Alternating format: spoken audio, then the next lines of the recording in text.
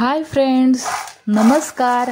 आपण गृहिणी चॅनलमध्ये तुमचे खूप खूप स्वागत आहे. आज आपण चपातीचा एकदम भन्नाट असा पदार्थ बनवणार आहोत, जो की एकदम टेस्टी लागतो खायला आणि फक्त चपातीपासून बनवून तयार होतो.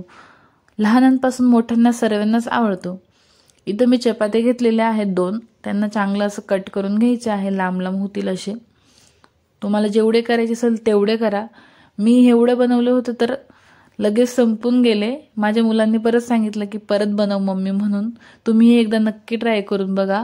त्याच्यासाठी मी तेल घालून घेते कढईमध्ये आणि तेल आपलं तापल्यावर एकदम कुरकुरीत असे आपल्याला तळून घ्यायचे आहेत, छान असे.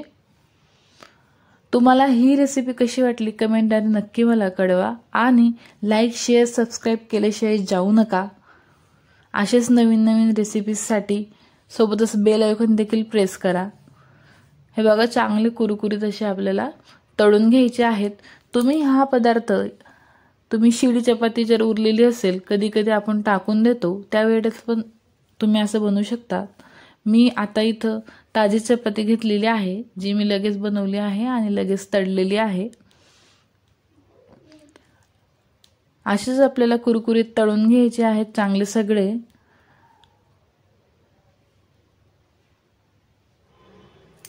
हे बघा, एकदम कुरकुरीत असे झालेले आहेत. आणि ह्याच्यामध्ये आपण चटणी आणि चाट मसाला टाकणार आहोत. त्याच्यानंतर तर एकदम भन्नाटच लागतात.